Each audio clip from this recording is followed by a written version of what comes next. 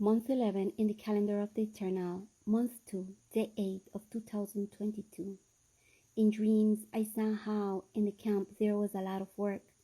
There were some materials and some were missing. There was a man who started the work and others were helping him.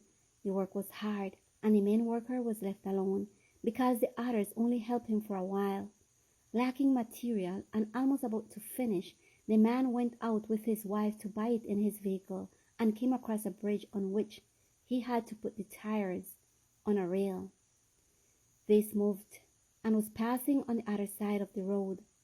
The man advanced towards it, but the lady got out of the car.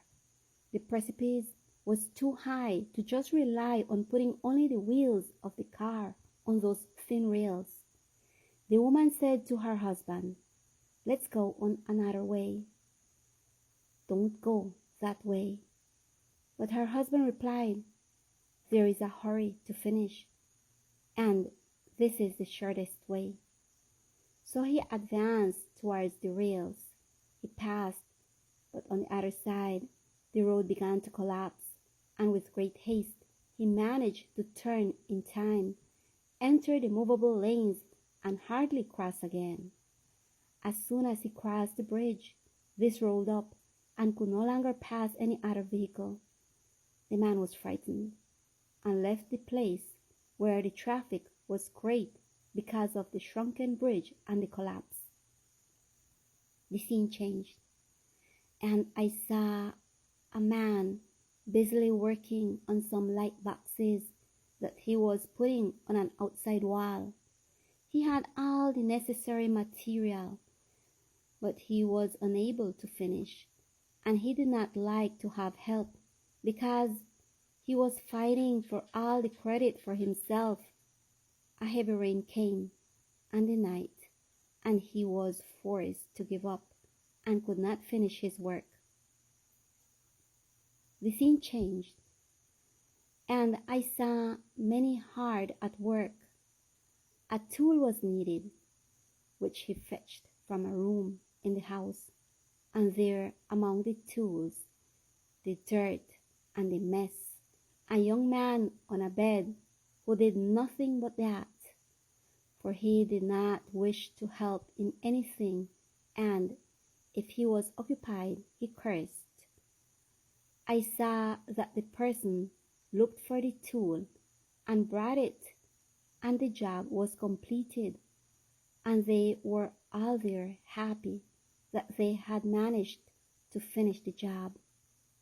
The scene changed, and I saw a young man who approached his mother and said, "Escape while it is still time, for you must not go where they are taking you." The mother replied, "Don't worry. Even from this one, God will deliver me."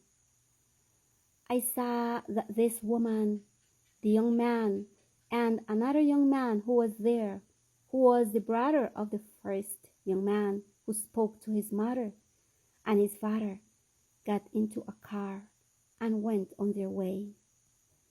They arrived at a place where, according to them, a young woman was regenerating. When they arrived, they were looking for her, and they took them to meet her.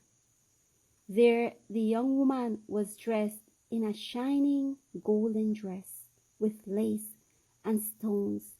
Her hair was curly. She had a dark complexion, and her mother said to her, "Daughter, how beautiful you are. This place has been very good for you. Give me a hug." This young woman came up to hug and kiss her mother and kissed her, and then gagged her with a very strong white fabric. Her face and neck, and her mother ran to remove the fabric from her face and neck, but the fabric continued to grow rapidly until it covered her all over and suffocated her. And then she, wrapped in that white cocoon of fabric, was locked up with her daughter, and As a few days passed and she came out of there, she became like her. The scene changed, and I saw a man who wished to put insulation and tarnish, put mixture to a roof. He was putting some glue adhesive on the roof, put the insulation, board on, and struggled to get it to stick. When this stayed a bit, he proceeded to tarnish it. The board would fall off, and he would put it back on and to tarnish it. That's the way I saw it time after time. A man came in and said to him, "You must put wood on the roof and then fix the board between them and put screws in it so that it will not come off." But he paid no attention and continued his work. I saw two more people arrive, a man and a woman. They were a married couple, and they began to support his stubbornness and to help him. They spent hours there. They put one and it fell, another one and it fell, and the tarnishing of the cement had them all dirty, for it fell on them. Soon the woman said, "I'll fix everything. See?" She went behind a wall and fixed herself up. She put makeup on her face and made buns on each side of her head like little girls, and put on round glasses and gave the appearance of being younger. So she brought more workers, and they began to help, some on the walls and others on the roof. They were all like this, all full of cement, and this falling all over the place. But some began to work on the walls and others on the roof. And when they had finished, they proceeded to paint.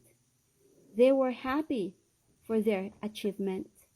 The man who told them to put up wood came in and looked there at what had happened, shook his head in discontent, and closed the door strongly, and that movement lifted off all the roof and walls, and everything stayed in rubbles. The scene changed, and I saw how the hunger was very strong, and the people tore their clothes in very small pieces and put salt on them and cooked them in oil, in fire, and ate them. I saw a young man who had a pack of chocolates already moldy, and he was cleaning them to eat them, for many around him were hungry. And there, at that moment, while I saw these terrible scenes, I saw no more. When I awoke, I was told, "Prepare yourselves, put aside self, so that you may live in me."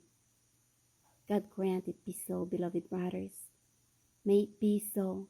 It is my plea and prayer for all the flock of the eternal on the white face of the earth. May the Lord bless us